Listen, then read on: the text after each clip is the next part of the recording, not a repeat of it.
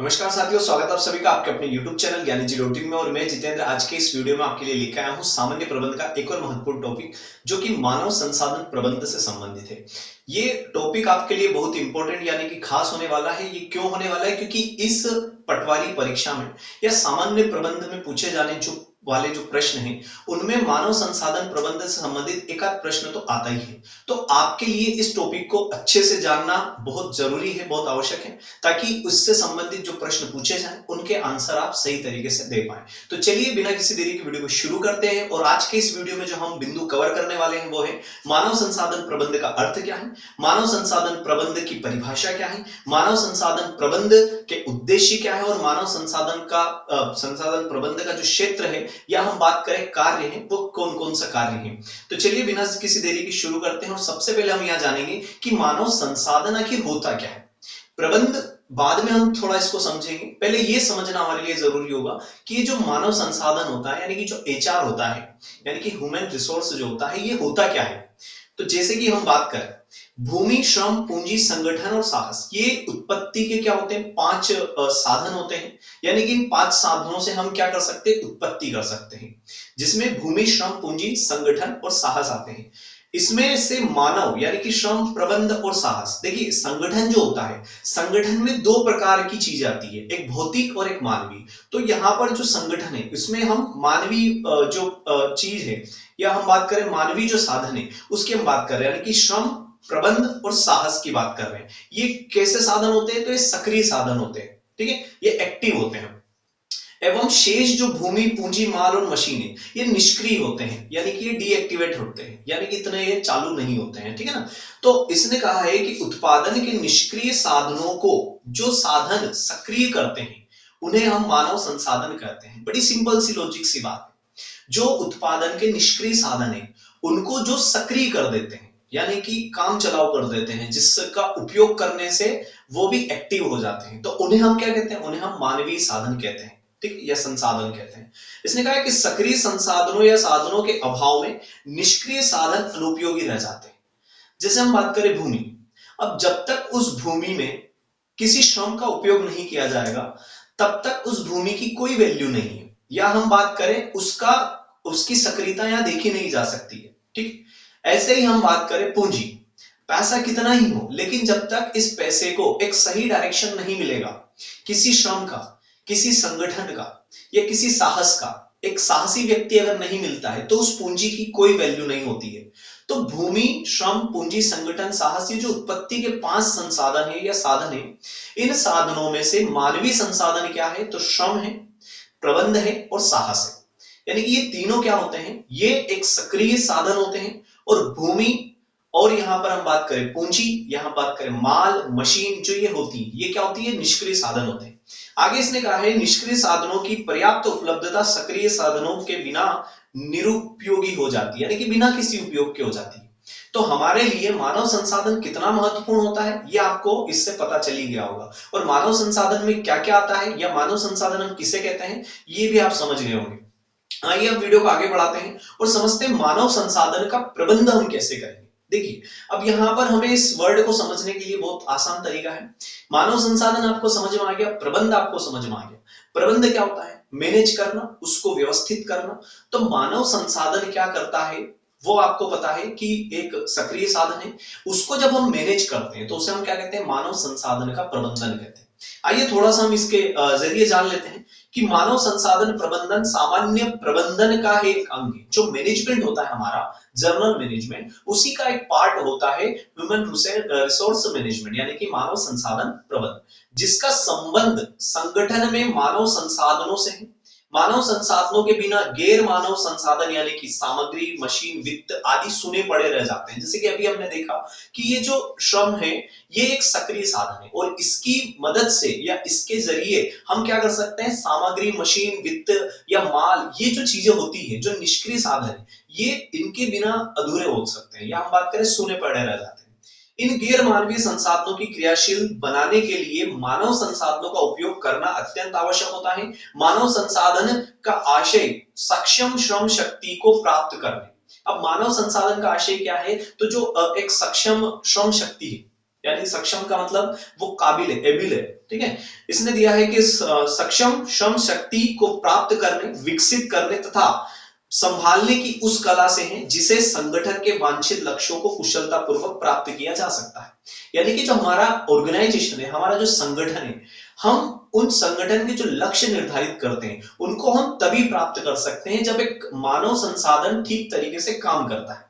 यानी कि अगर मानव संसाधन ठीक तरीके से काम नहीं करेगा तो जो हमने भौतिक संसाधन इकट्ठे किए हैं उनका भी कोई उपयोग नहीं माना जाएगा या उनका भी हम अच्छे से इस्तेमाल नहीं कर पाएंगे और इस वजह से हम संगठन के उद्देश्य और लक्ष्यों को प्राप्त नहीं कर पाएंगे। और साथ ही साथ हम सामान्य प्रबंध या प्रबंध की जो बात कर रहे हैं, प्रबंध द्वारा भी जो उपक्रम के लक्ष्य निर्धारित किए जाते हैं उनको भी हम प्राप्त नहीं कर पाएंगे।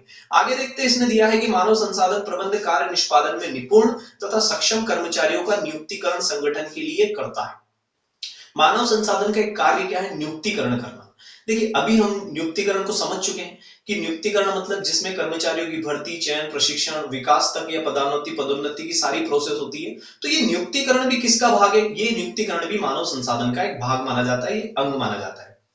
तो इसमें कहा गया है कि मानव संसाधन प्रबंधन कार्य निष्पादन में निपुण तथा सक्षम कर्मचारी का नियुक्तिकरण संगठन के लिए करता है जो दीर्घ काल तक निष्पादन का वांछित स्तर कायम रख सके। यानी कि हमें मानव संसाधन प्रबंधन में यह काम किया जाता है कि ऐसे कर्मचारियों की नियुक्ति करना है, ऐसे लोगों को नियुक्त करना है, हमारे संगठन में ऐसे लोगों की भर्ती करना है जो हमारे कार्य को निष्पादित कर सके और वो भी सक्षम रूप से और दीर्घ अवधि के लिए, दीर्घकालीन रूप से हमारे साथ बने रहे। आगे इसने कहा है कि और संगठन के निर्धारित लक्ष्यों को पूरा करने में समर्पित ढंग से अपने कर्तव्यों और उत्तरदायित्वों का निर्वाह कर सके। यानी कि उनके अंदर ये भावना होनी चाहिए, कर्तव्य की ये भावना होनी चाहिए, ये समर्पण भाव उनके अंदर होना चाहिए। तो ये सारा जो प्रोसेस होता है ये किसके द्वारा किया जाता है? ये मानव संसाधन प्रबंध की श्रेणी में आता है।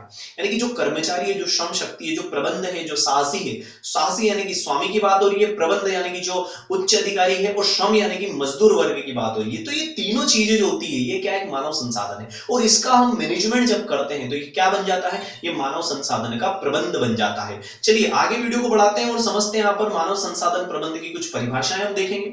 जैसे कि यहाँ एडविन बी फिलिप्पो ने कहा है कि संगठनात्मक लक्ष्यों में योगदान करने के लिए व्यक्तियों की प्राप्ति, विकास, क्षतिपूर्ति, एकीकरण, पोषण, नियोजन, संगठन, निर्देशन, नियंत्रण ही कर्मचारी प्रबंध है। एक कर्मचारी मैनेजमेंट की बात कर रहे हैं या मानव संसाधन प्रबंध की बात करें तो वो क्या है?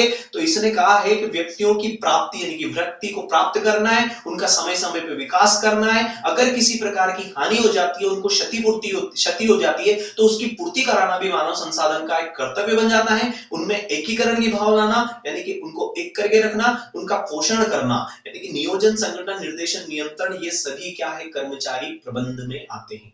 यानी कि ये मानव संसाधन है। ये किसने कहा है? एडविन बी फिलिप्पो ने। आगे बढ़ते हैं, इसने कहा है डेल योडर ने भी कुछ कहा है कि कर्मचारी प्रबंध का वह चरण है जो मानव शक्ति अथवा मानव संसाधनों के प्रभावी नियंत्रण उपयोग से संबंधित होता है। मानव संसाधन क्या है या कर्मचारी प्रबंध क्या है? तो प्रबंध का वह चरण है जो क्या कर रहा है? मानवीय शक्ति, जो श्रमिक है, जो प्रबंधक है, जो उच्च अधिकारी है, जो मध्य स्तर के अधिकारी है, जो निम्न स्तर के कर्मचारी है, इन सभी यानी कि मानव शक्ति और मानव संसाधन के प्रभाव या नियंत्रण को उपयोगी तरीके से संबंधित करता है, यानी कि उपयोग से संबंधित होता है।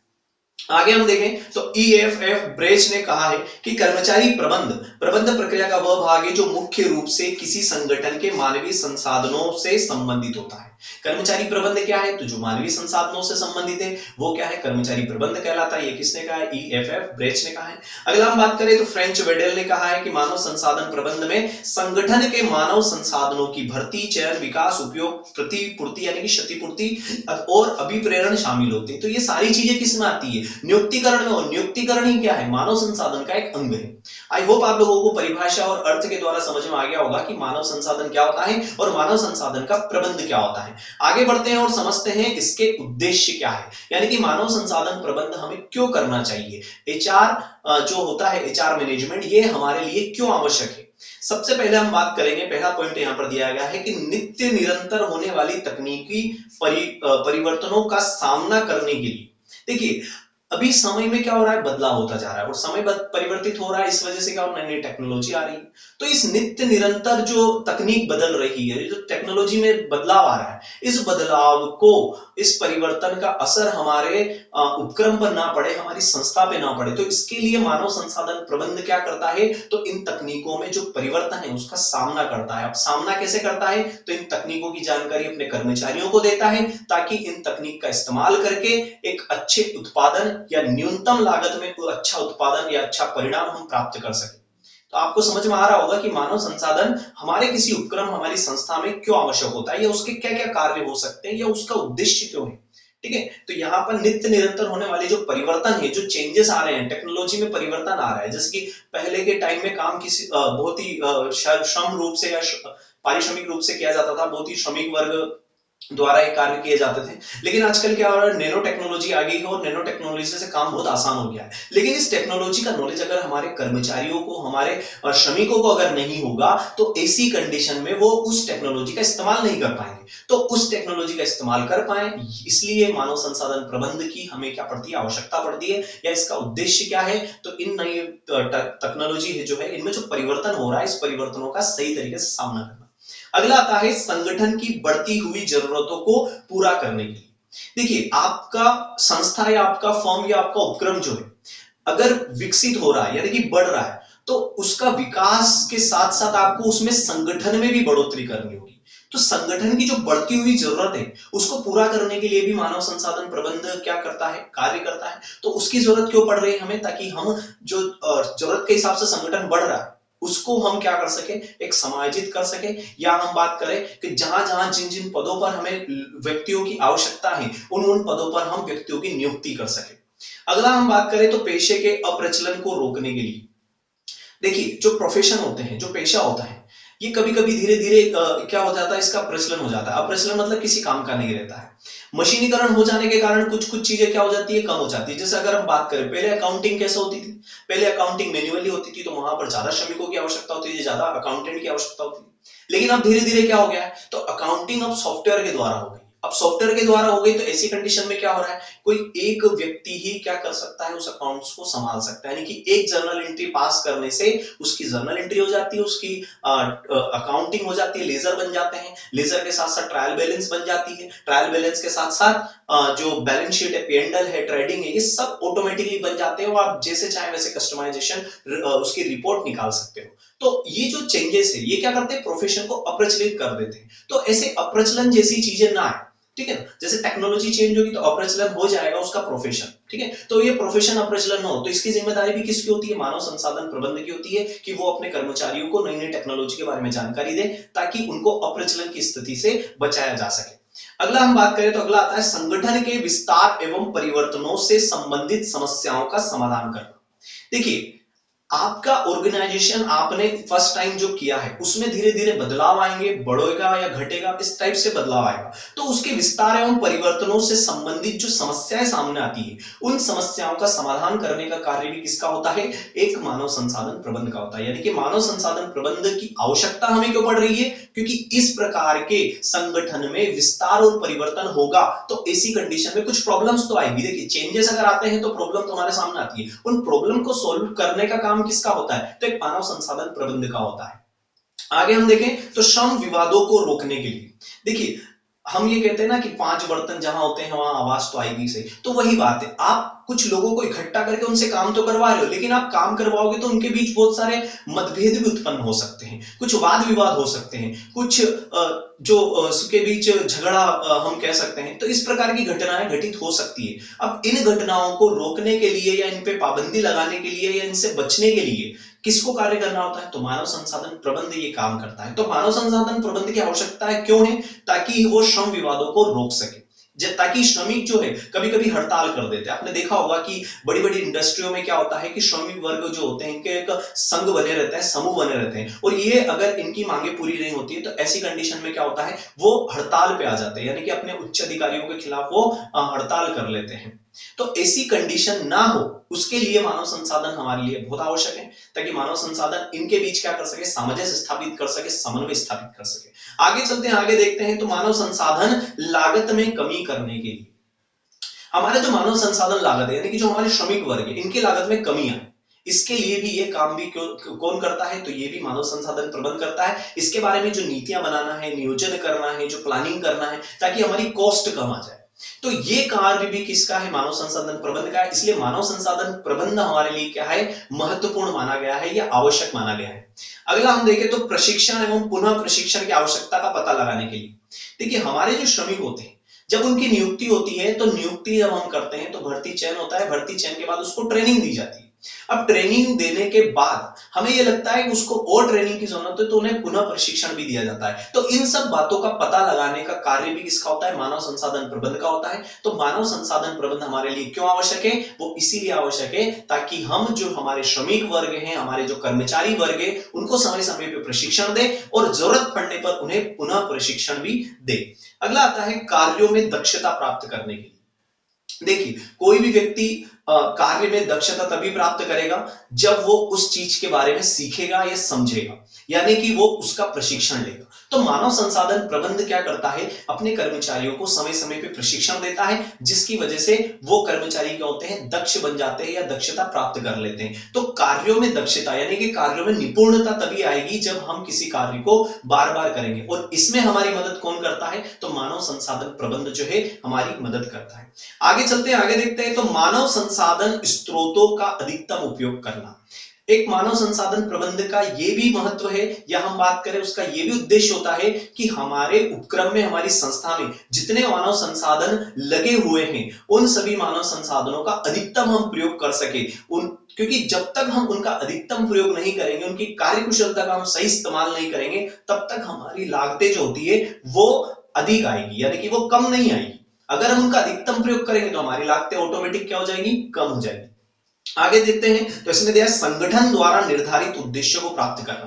देखिए हमारे जो संगठन है, हमने जो लोगों को इकट्ठा किया है वो किसी पर्पस के लिए किया होगा, तो उन्हीं पर्पस को, उसी उद्देश्य को, उसी ऑब्जेक्ट को हमें प्राप्त करने के लिए क्या करना होगा, तो मानव संसाधन प्रबंध की आवश्यकता पड़ेगी। क्योंकि मानव संसाधन प्रबंध एक ऐसी युक्ति है कह सकें, या ऐसी दवा हम कह सकते हैं जो क्या कर सकते हैं, सभी संगठन में या उस पूरे संगठन में सामंजस्य स्थापित कर सकता है और आवश्यक हिसाब से वो उनसे काम निकलवा सकता है।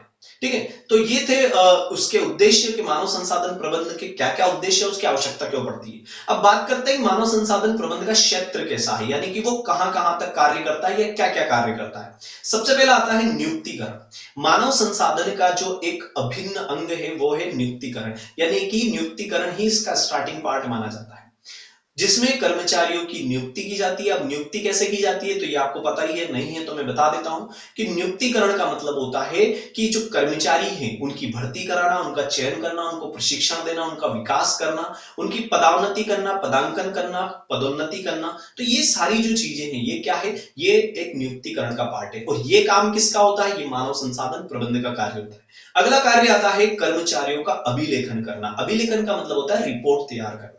जो हमारे श्रमिक वर्ग है या हमारे जो निम्न स्तर के वर्ग हैं, कर्मचारी हैं, तो जितने भी हमारे जो मानव संसाधन है, इन सभी संसाधनों का हमें एक अभिलेखन तैयार करना, ये कार्य किसका होता है, ये मानव संसाधन प्रबंध का होता है। यानी कि अगर आप मानव संसाधन प्रबंध यानी कि एचआर डिपार्टमेंट में अगर आप हो, आपने सुना होगा किसी भी कंपनी में एक एचआर डिपार्टमेंट होता है, उस डिपार्टमेंट के क्या क्या कार्य होते हैं वो हम देख रहे हैं। ठीक है ना, तो उस डिपार्टमेंट का काम क्या है कि उसके संस्था में, उसके उपक्रम में जितने भी कर्मचारी हैं उन सबकी एक रिपोर्ट तैयार करना, ताकि वो रिपोर्ट हमें ये बताएगी कि वो व्यक्ति कितने अच्छे से काम कर रहा है, और उसी रिपोर्ट के आधार पे हम उनका जो वेतन होता है वो हम निर्धारित कर सकते हैं, या उनके लिए पदोन्नति, पदोन्नति की स्थिति हम पैदा कर सकते हैं, उनको प्रशिक्षण कितना आवश्यक है वो हम देख सकते हैं। तो इस प्रकार से हम रिपोर्ट तैयार करते हैं, और ये रिपोर्ट तैयार करने का काम किसका होता है, तो मानव संसाधन प्रबंध का होता है। अगला आता है नीतियों का निर्माण करना।